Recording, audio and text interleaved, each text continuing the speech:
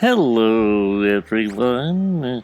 This is Jimmy Cultist back again with another Richard III sculpting video, a Kaiju video again.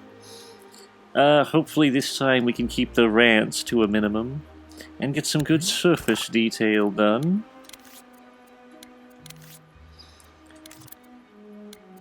So far, he seems to be turning out pretty good. I will probably be adding some additional details in post, like after I've completed all the surface details, you know, I might add some little bumps or things here, like crusty bits of skin.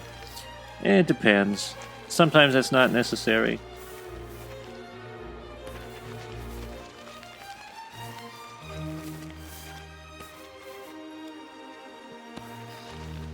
In other news, we are producing Kaiju on the side, in Dreams, of course.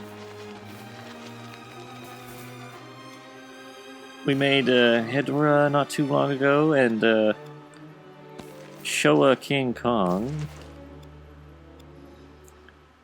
But Gorosaurus, his sculpt is complete, so we'll probably be programming him. There's also a special surprise monster coming soon. Of course, by the time you see this video, that may have already happened, so yeah, maybe it's actually pointless to tease it, but just in case it isn't out yet, special surprise monster.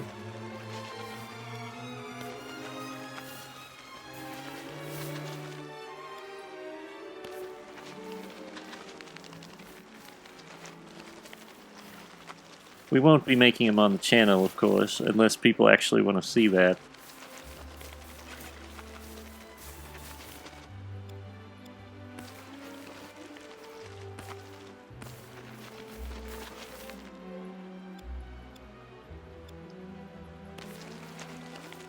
It would draw things out somewhat, though. It takes a lot longer to produce the monsters when they're on the channel.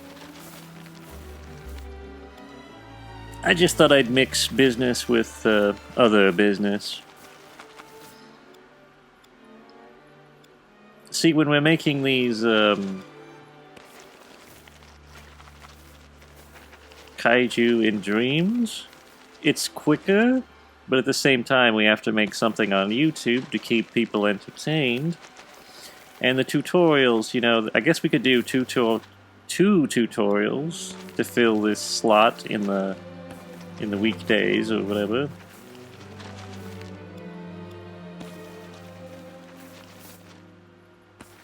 But we wanted to experiment with sculpting a bit, and I think that sort of thing, you know, it's not getting the best views lately, but I think that people do enjoy it, sort of. It's hard to explain. It's like, maybe not a lot of newcomers show up, maybe not a lot of views are gained in that way, but I think people who genuinely like this sort of thing do show up and do like watching it.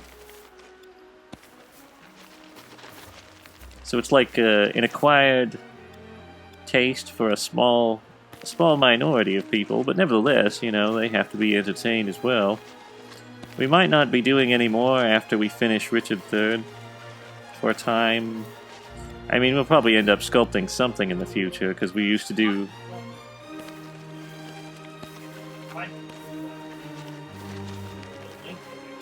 Oh yes, that's another thing. The sculpting videos take a long time to make. Longer than most of our tutorials, generally, unless they're the RPG videos. I find anything to do with, you know, turn-based combat can take a long time to finish. I had to write scripts for almost all of those videos. And by scripts, I mean a diagram of every single piece of logic employed.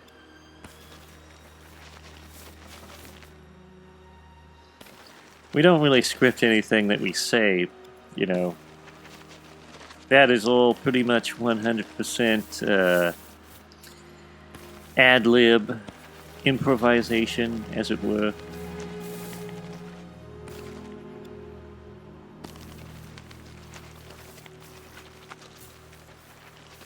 And anything that comes out while I'm sculpting is pretty much stream of consciousness. Since I have to focus primarily on what I'm doing, you know, at hand, which is the adding the grooves and such.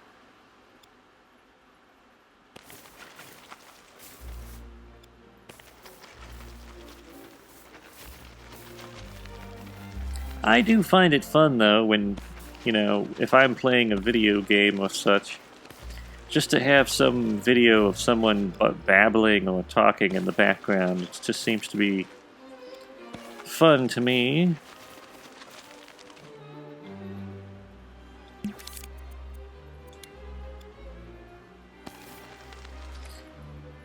I feel like I potentially, you know, am the sort of person who could talk at length on random subjects, but it just isn't the main line of our videos, you know? It's more like a tiny little, what is the word?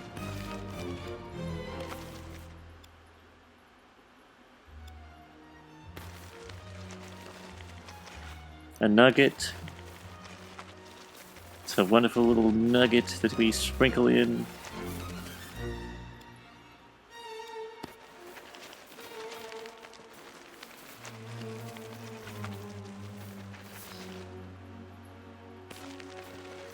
But I'm the sort of person who actually would enjoy if there was, you know, if there was proper occasion. I don't think you should just do things without having some sort of rhyme or reason to them. But I'm the sort of person who could probably just make an entire video talking at length about some random topic, which I find interesting.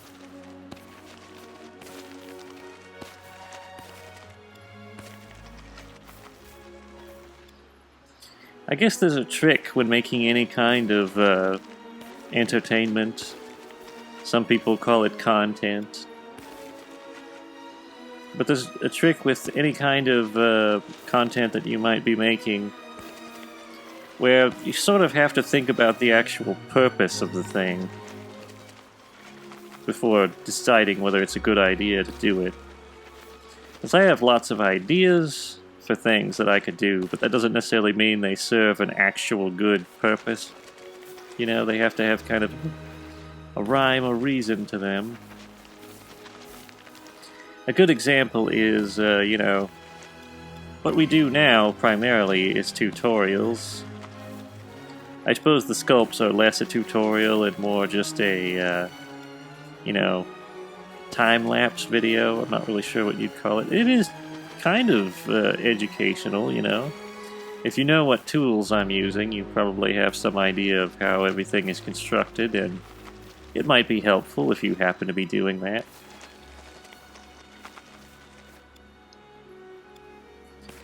But I have lots of weird content ideas because, you know,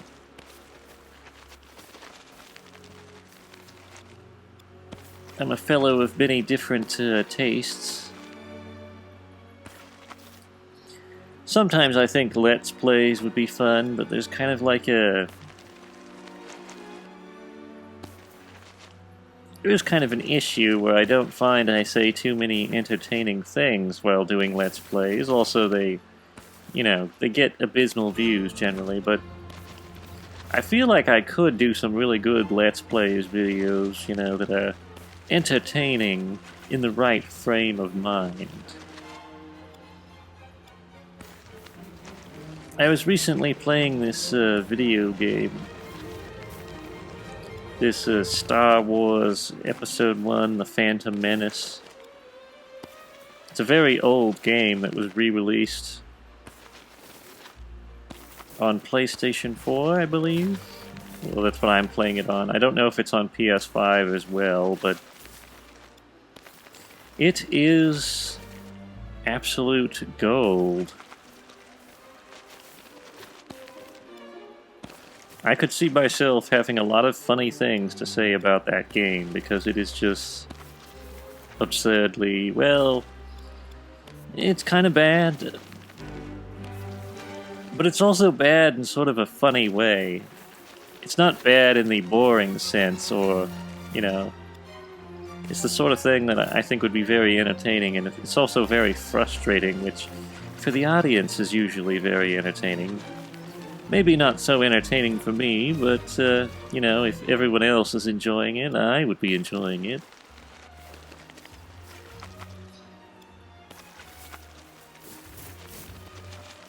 But of course, that's not the main, you know, it's not the main gist of what we do here. We're primarily tutorials, so that sort of content, even though I have an interest in doing it, I kind of avoid it so that we can keep a consistent tone on the channel.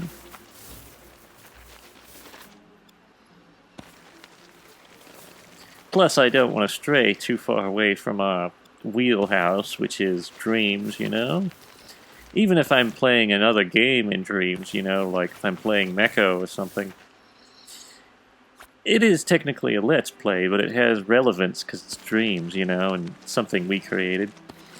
I had thought of playing other people's games in Dreams, but it's kind of a bad idea for several reasons.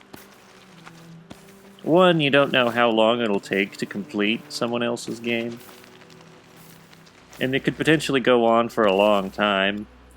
Plus, not all games in Dreams, unfortunately, they're not all polished, so it can be kind of an iffy proposition to complete them. Some are pretty good. I'm not, you know... I think people do quite well under the circumstances. I mean, most of these games are made by people all by themselves, so... And my games have plenty of glitches that have, caused issues, so I'm not judging in that regard. But one thing that is also another issue is when you play someone else's game, and if you have a criticism of it, or if you find something funny, people take that personally, and since it is a very personal endeavor to build your own video game, it's not the same thing as like a company, you know, a faceless corporation. I know technically real people work on the games that corporations make, but it feels less personal if you're criticizing, you know, the latest big-budget video game than if you're criticizing something made by one person. Although, in the Dreams area, I'm not going to say anything specific, but I would say that I have some hot takes on some of the very famous Dreams made inside the platform, so I'll just leave it at that. Jimmy's extremely opinionated. I have a lot of opinions about things. And they may not always be popular. I might be too picky as well. I would consider it quality control, but others might say that I just have really ridiculously high standards that I apply to everything. And maybe they're right, but, you know. I suppose my own games aren't, you know, they're not that high quality. They're pretty good, but I don't think my standards are unrealistic. If I can meet my own standards and still have leeway for error, they must not be impossible. So... be that as it may.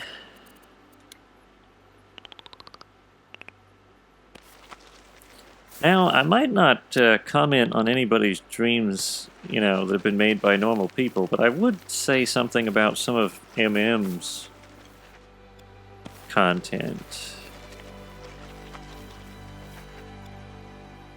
Art's Dream has some really good visuals, and it's, you know, it is interesting to play. I have played it all the way through, of course. I think, or maybe that was someone else who played it and I was watching. I'm confused. Either way, though, I've seen the entire, you know, content of the game in some format, so...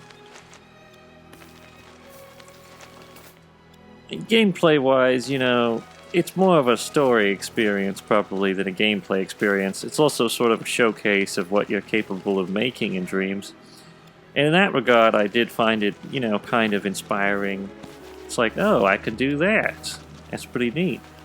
Although I was mystified by some things and how they managed to pull them off. Nowadays, I'm a little bit more in the know about that. I'm starting to pick up on things and being like, oh, it's quite obvious that they used a Dougal indicator at this part, or whatever. But the one thing I would have to say for Archdream is something about the visuals and the overall story just kind of, and by visuals I don't mean the graphics, because it looks really good, but something about the creative design of it, you know, like, the subject matter is kind of boring to me. From my personal perspective, I think it lacks, like, I don't know how to put this, but it lacks personality.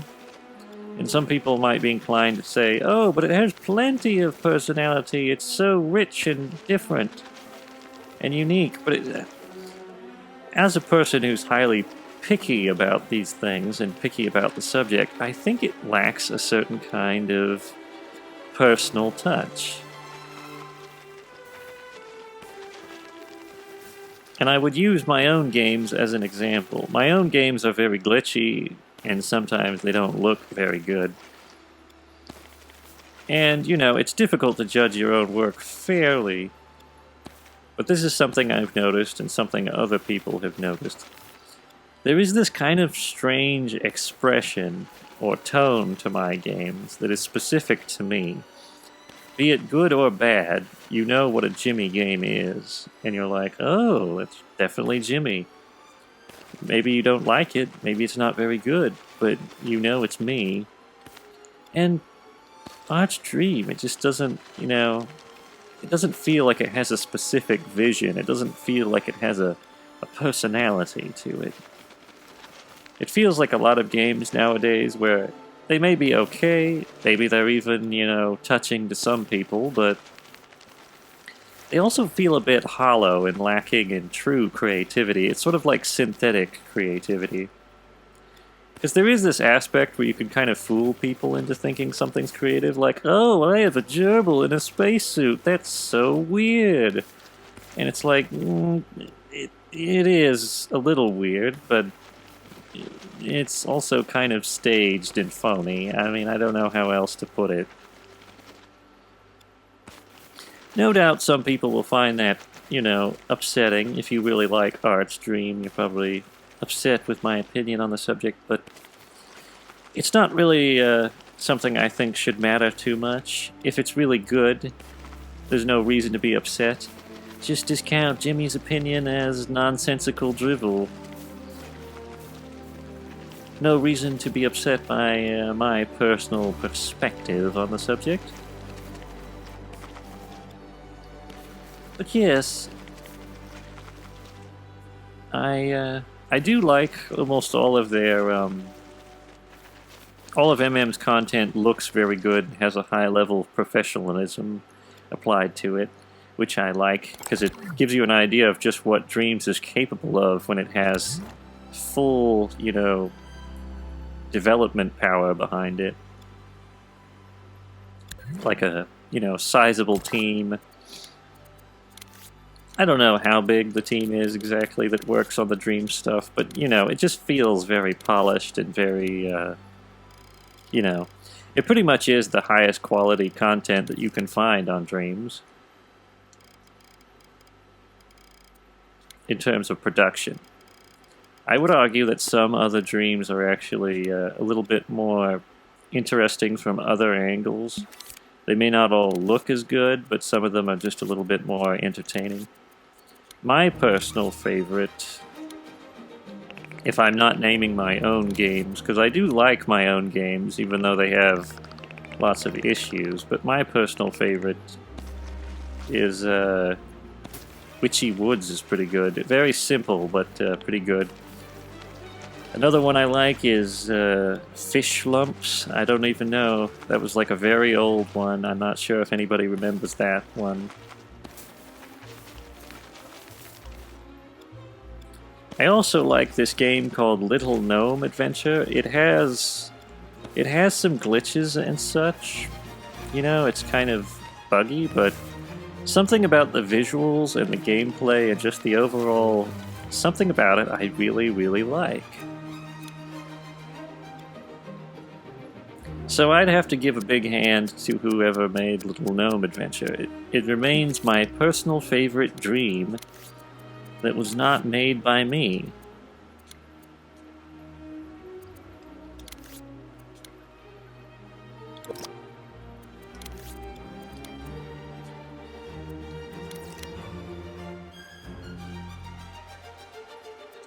The ultimate thing I look forward to,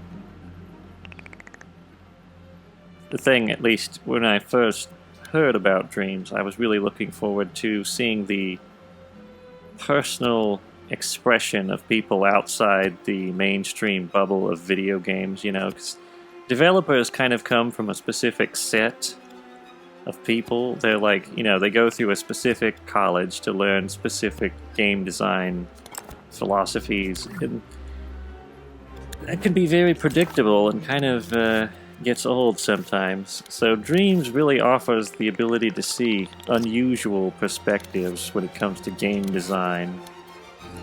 And they may not always be really good, you know, maybe they're kind of unpolished, but nevertheless, I think most games now suffer from a lack of creativity.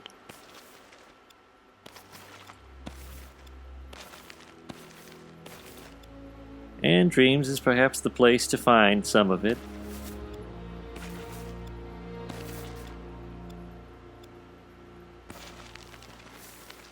I will say, though, that even with the creative freedom of Dreams, a lot of people don't seem to think outside the box. They just sort of make things like, and this isn't necessarily a problem, mind you, this is okay in its own scenario or its own wheelhouse, but most people are just like, I'll make Mario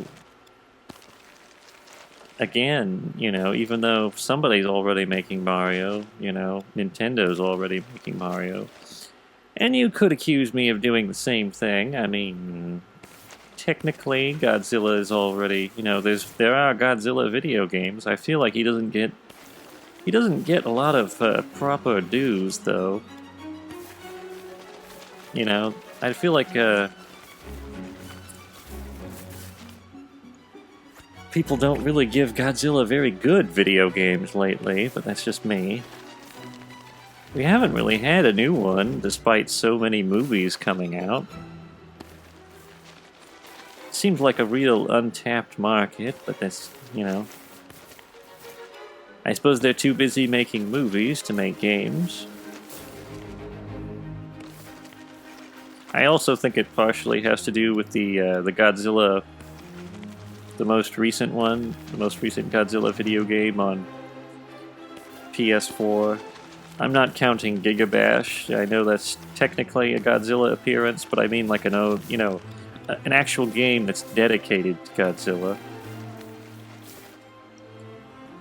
And isn't like a DLC or whatever.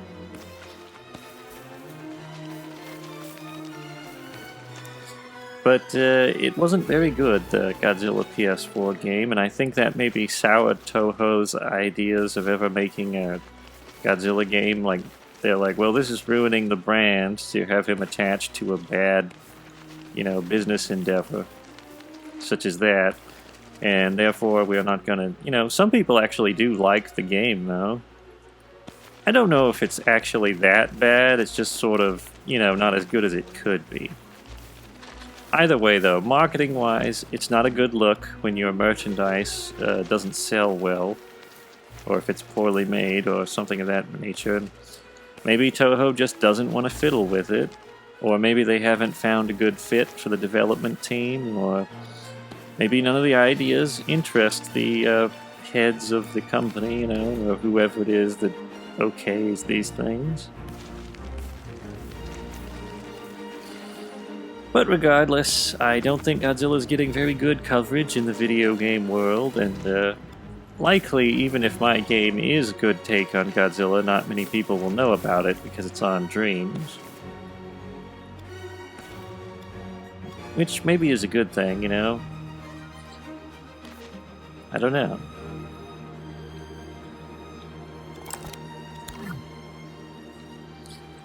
But either way, I have a certain vision for what I want to see in Godzilla, and I decided I would take a stab at it.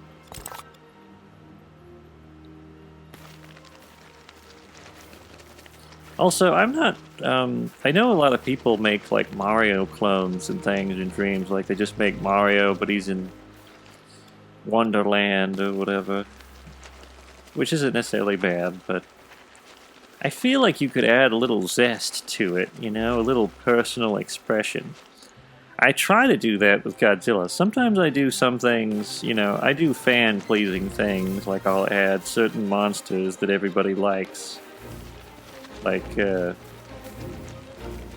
know, a good example would be Godzilla -1. You know, I didn't have plans on adding him into the game, but people like it.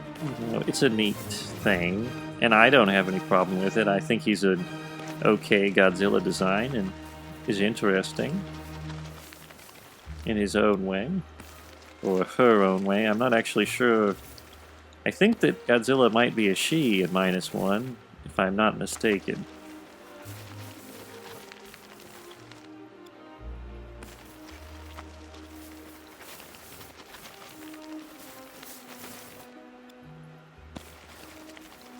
I had my own idea for a Godzilla movie, of course, which I eventually repurposed, you know, to use for the campaign that I made in Dreams. I had my own idea, and I must admit I was a little bit scared when that Godzilla -1 trailer came out that they had thought of the same thing, you know, because believe it or not, this happens an awful lot. For some reason, a lot of things that I come up with, other people beat me to the punch and make it before I ever get a chance to put it out there. Which is really strange. I'm going to assume it's a cosmic coincidence, because there's no other way that they would know about it, of course. But I held off watching Godzilla -1 until after I finished the campaign, because I was worried that while I was working on it, they would use certain ideas, you know, and they would maybe be similar to ideas I was going to institute. And it would feel very, you know, like, strange. As it turns out, there are a few similarities between Godzilla -1 and my script. But they're not major enough that I would say, you know, someone would accuse me of ripping it off or anything.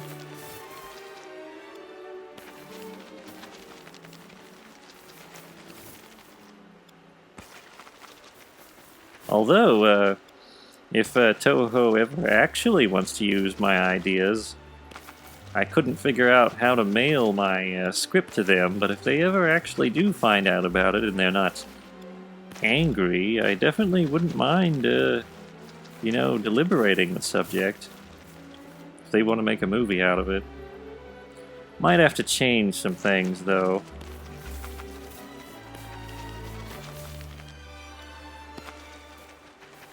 I will say that my script perhaps instituted some things that were a bit unorthodox in terms of Godzilla. Not necessarily, you know, what is the word?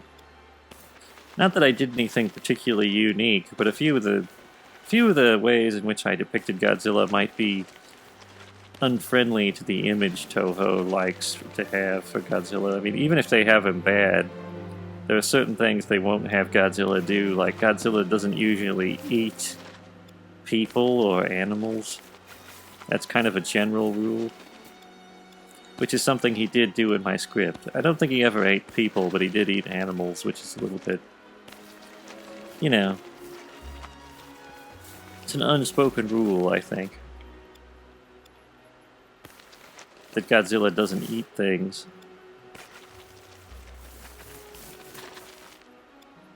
I actually don't really mind if Toho wants to take that approach. Some people may be like, oh, but it stunts Godzilla's abilities to be brutal or whatever. I think there should be a certain amount of decorum with some of these things. I mean, a lot of people watch Godzilla.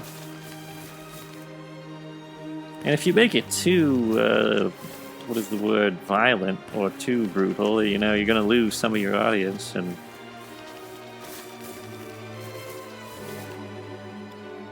when I was a child, I wasn't really squeamish about violence, so I have a different perspective on the subject. But if Toho wants to keep Godzilla from, you know, eating cows or whatever, I think that's fine. If that's a particular business decision.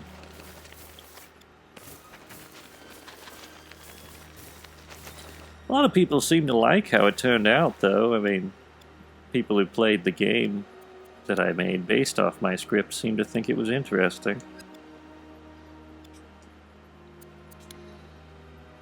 Since I'm me, I can kind of see the flaws. I mean, I was working with a very limited time frame and also, you know, limited capabilities in Dreams.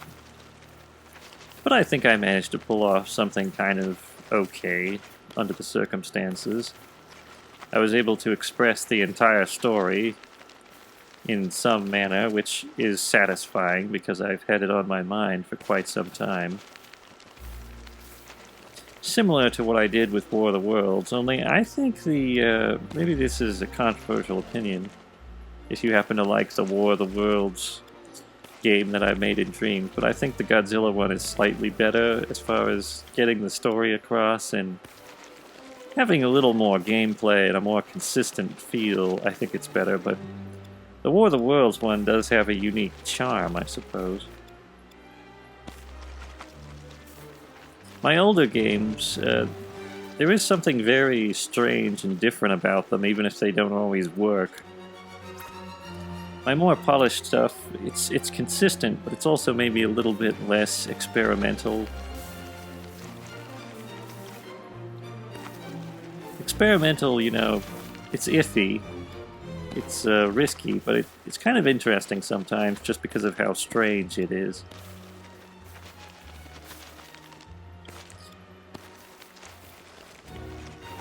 Like, a good example of this is Sammy Seal. Very entertaining game, you know.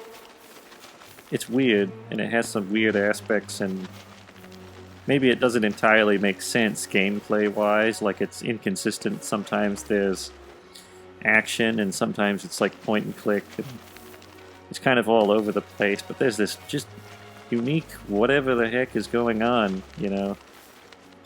It's something you don't usually see. Not to toot my own horn or anything. I'm just saying objectively there's some interesting aspects to this design philosophy of just throwing stuff at the wall and seeing what sticks.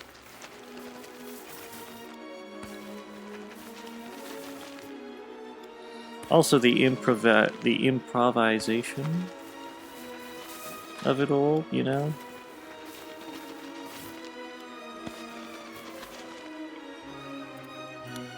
I don't know how qualitative people find the Sammy Seal storylines, but they were nearly all made up on the fly as I was developing the game. Like, I didn't write a script or anything, I just, while I was making it, I'd be like, oh, here's a plot development, I'll just add it to the game.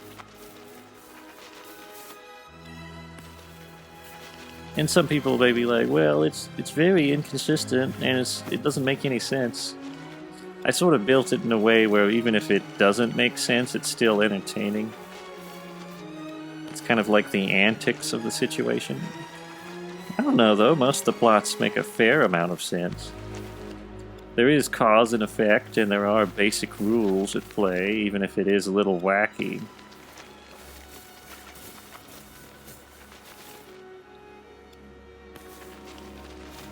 In the entertaining aspect, I think of it is mostly just seeing the characters and all the weird things that they do.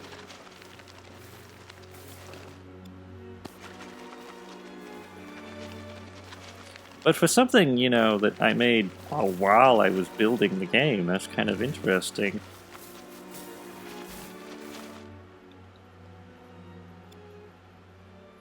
I feel like maybe Dreams is one of the few scenarios in which you could actually do that, because the ease of adding new processes to the game, it's like so easy that you can actually just make things up on the fly and get away with it. Because if you're doing an actual game, you know, with lots of rigor and coding and stuff that you have to wade through in order to finish it, you can't really be that sporadic and impromptu.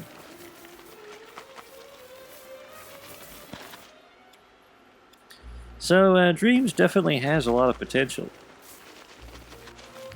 I'm not sure what the future holds for this little game called Dreams, but it would be remiss not to make a sequel. Hopefully it would be as good as the first one.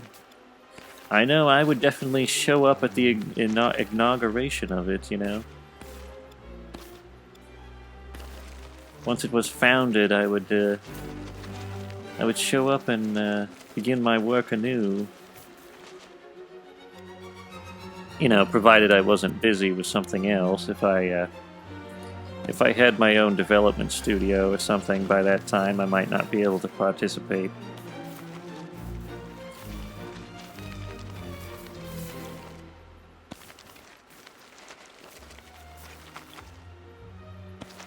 Or if the game was just not very good. You know, it is actually possible for sequels to be worse than the original content. A lot of people think LBP 3 wasn't very good. I don't know if I have a problem with LBP 3. I find LBP in general, Little Big Planet that is, to be very limiting for me personally. I mean, I think there's a certain kind of people, you know, who can work with Little Big Planet and enjoy it, but I'm somebody who really likes my vision to have as much, as much distinction as possible, where I can, like, you know, fully realize it, and Little Big Planet kind of limits you to certain visuals and certain aesthetics, you know. So when I found out Dreams was coming, I was like, oh my, finally. I didn't really know how to code at the time, so the idea of a game that allows you to skip the very boring and laborious process of coding, yeah, that was a pretty juicy concept.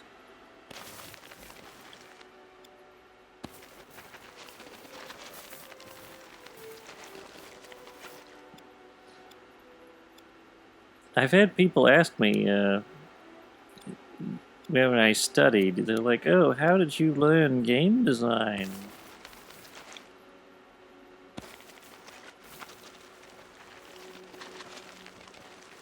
I didn't. That's the simple truth. Didn't learn it. Well, I mean, I learned it the natural way, where basically you do it until you get good at it, I guess. I wasn't really educated, though, to do any game design.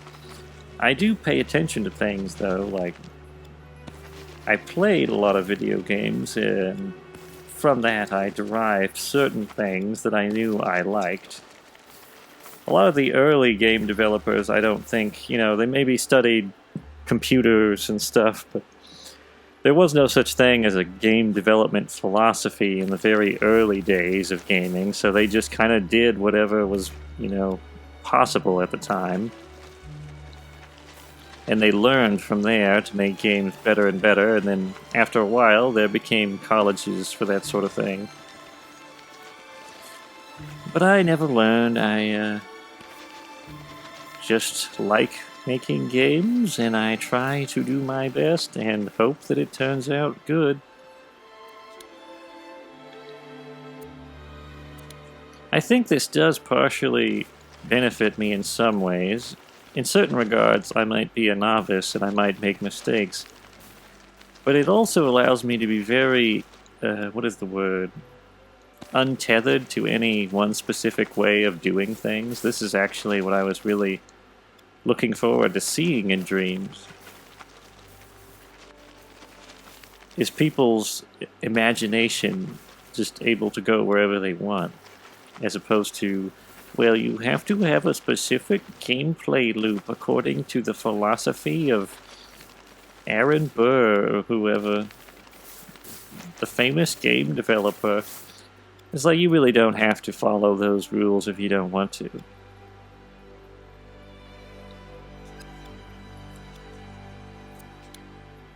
As a matter of fact, it might actually be a bad idea to follow those templates too closely, because that's how everything winds up being sort of samey. I've noticed that a lot of video games now, they don't really feel unique from one another. They're all kind of a specific template, like open world game must have giant tower from which you, gain new maps and explore the land or whatever.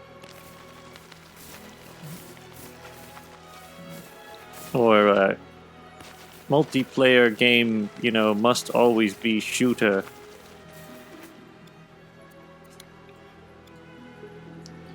Adventure game must always have very high quality cutscenes and motion capture, and must also have overpaid writers.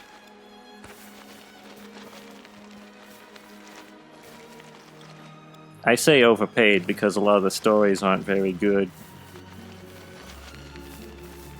Not in the classical sense, not like classical literature or even very good movie scripts. I mean, there's a reason why a lot of these people end up in gaming, because they kind of just don't have a place anywhere else where there's quality control.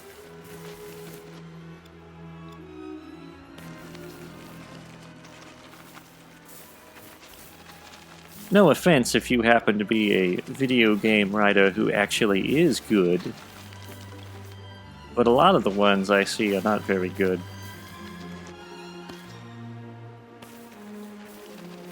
And I imagine if you're actually good at your craft, you're maybe a little bit insulted that you're held in the same league as those people.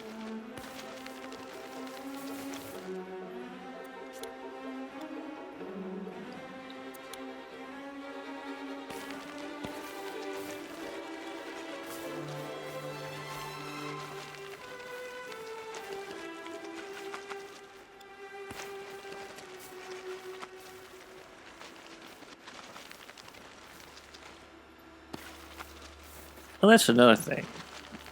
Creative storytelling is an art also. You can't just hire someone to write an interesting story. I think even if you are a good writer, you're going to kind of suffer from not having your heart in something. Like, I'm decent at making stories, but if somebody's like, I want you to make a God of War story, Jimmy.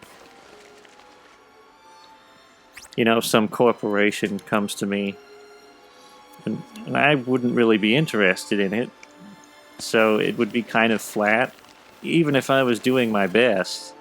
Just blandly. People have to be invested in things. They have to have their entire being in it. Now, if somebody who already has an idea for a God of War story goes to the company, and he has the right chops and all the right degrees to get in, and all the right connections and all that. A lot of hoops to jump through, but that's how you do it. And he goes in there and he has his full heart in making a God of War game. It's probably going to turn out good. Because that was his vision. That was his specific, intention from the very beginning.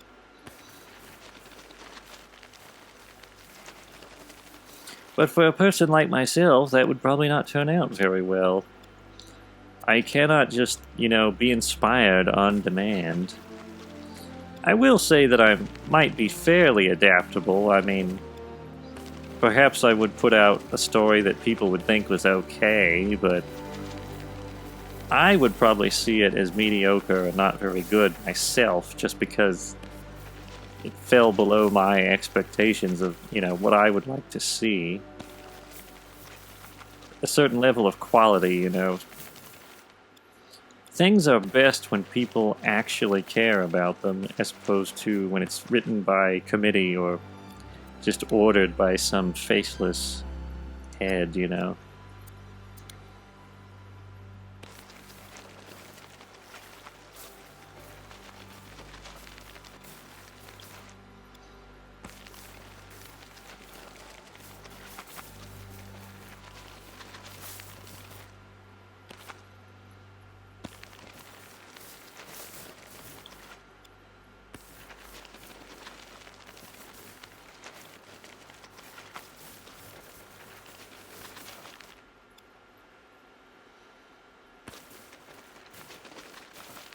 Creativity, though, it is a gift.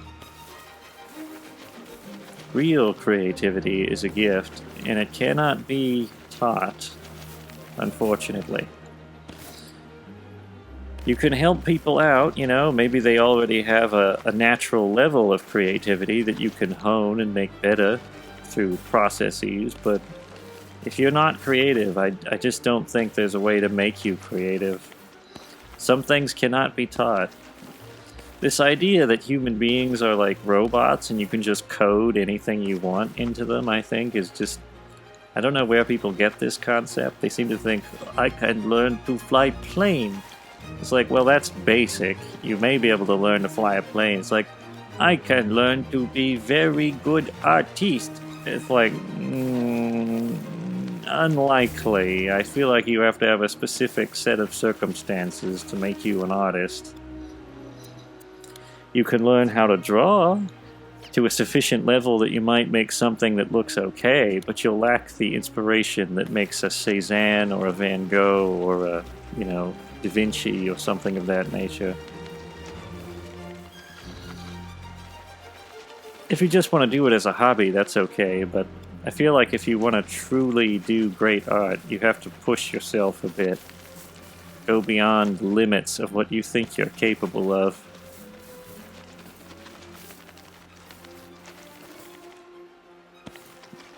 And always be looking to improve. Don't just settle for the bare minimum, if possible.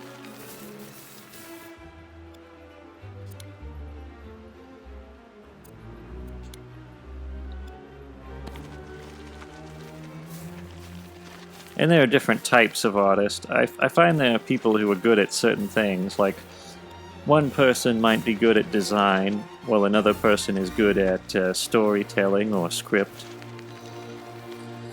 You know, scripting things. And some people are good at animation, but they're not very good at story. And, you know, everybody has their little thing, and what usually you do is you bring all these people together, and whoever has the central creative vision guides them into some kind of mutual understanding. And then you create some kind of really neat game or movie or book. I don't know if multiple people would write a book. That's more of a personal thing. But I think you understand the principle. It could apply to almost anything. A boiler, a airplane. I actually do think that engineering involves some creative thinking, because in a sense, until you've built the plane or the bridge, it doesn't actually exist, and it's impossible. It's only made possible through your ability to visualize it in your own head. Otherwise, nobody will think of it, and the bridge will never be built. So, don't let anybody tell you that architects or engineers don't have a creative bone in their body, because they do. It may not be the same as something like, you know, making a movie, but it's definitely useful, and it definitely involves a certain level of imagination.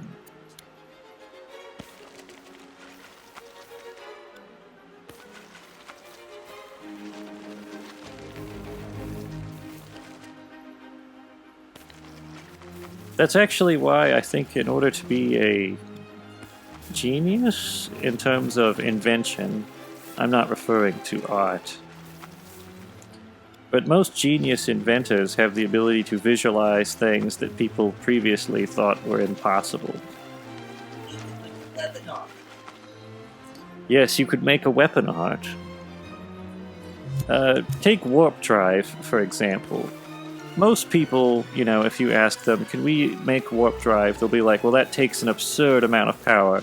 It's impossible. We could never do that. I'm sorry, but it just won't happen. It's very unlikely. And then there's someone who comes along and he just disregards all of that.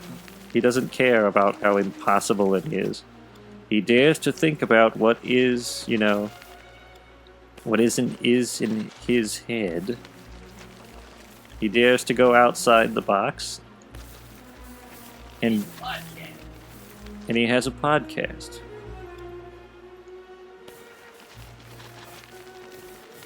And when he does that, he invents something that previously was thought of as impossible. He makes warp drive.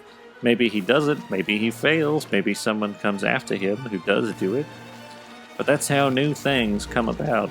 That's also why people being set in their ways and having a lack of imagination hurts technological progress. As much as possible, you should want to inspire people to think in unorthodox ways and try out new concepts. It's one of the reasons why I don't like science very much. It doesn't seem to encourage learning or discovery. It kind of pretends like it already knows everything that already exists. Not all science, of course, just, you know, mainstream Walmart science, I suppose you could call it. Because science is a tool, nobody owns it. But people certainly try to claim it as their own, and they try to put it in a box. And because of that, it gets very stale, and it doesn't really do anything of use to the rest of us.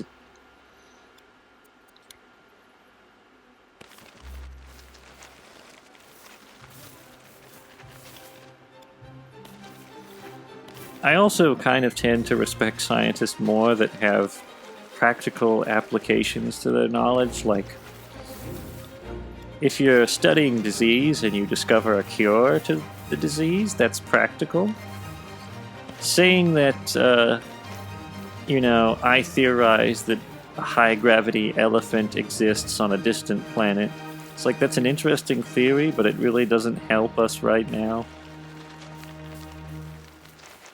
I don't think sitting in your armchair and postulating things that can't be measured is necessarily helpful in the current interim. What now? A what now? I don't know what's happening, but Billy is saying something.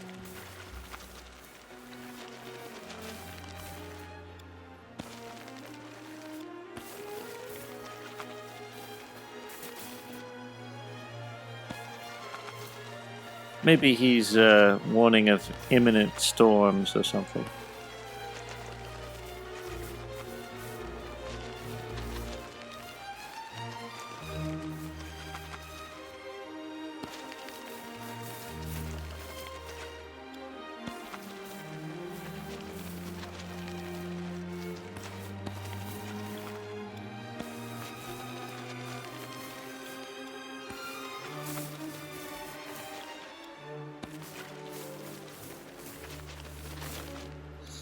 Either way, though, well, I don't even remember what I was talking about exactly. I think it was science or something.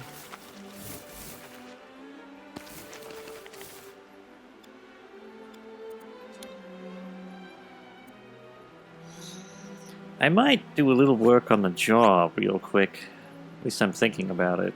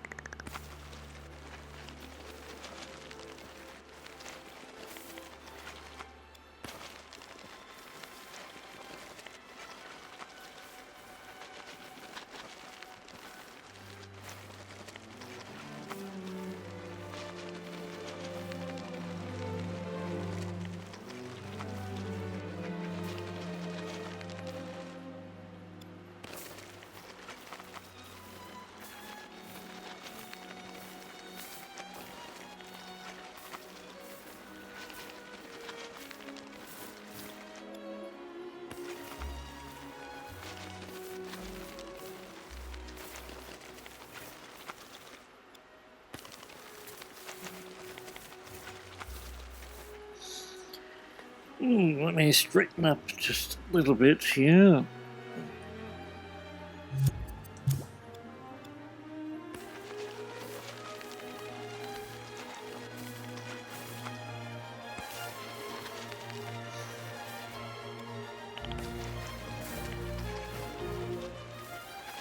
Just adding some fine details to this area.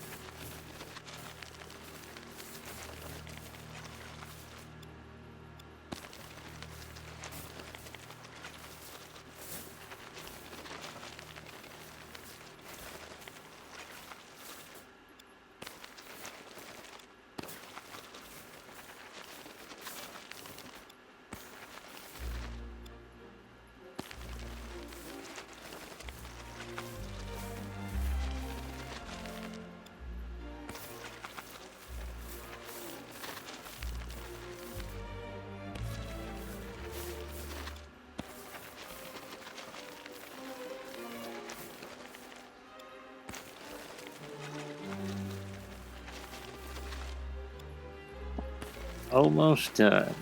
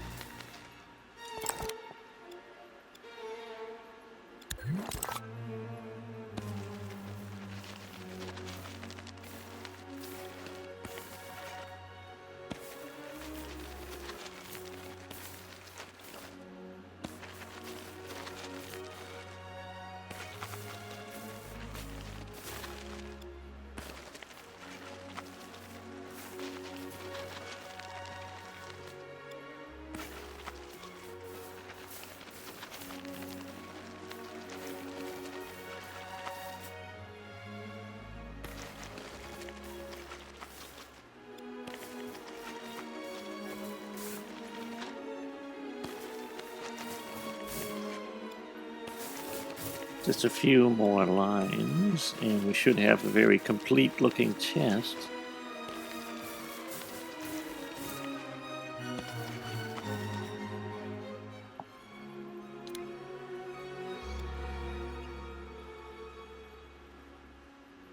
Oh, I guess we've hit the end of our timer. So that will have to do for now. I figure the tails and the spine, and perhaps this lower section here, are all that remains that needs texturing. Then we'll add some paint details, and he should be ready. Here are the names of all of our lovely cult supporters. Many thanks to all of you. If you'd like to get your name in those credits, check the link in the description and head over to our coffee. You can become a cultist neophyte to become credited at the end of our video, or you can become an acolyte to gain early access to videos in addition to credit. Now, if you aren't in the mood for membership, you can always leave a one-time tip. If you enjoyed this video and are not already subscribed, consider hitting the subscribe button down below. And maybe give us a quick like, both options are free. Also, don't forget to ring the notification bell so you will always be notified when new videos come out. If you have any thoughts, questions, or suggestions, leave them in the comments section. Or if you just want to let out your pent-up rage, give us some smack talk. Until next time, goodbye.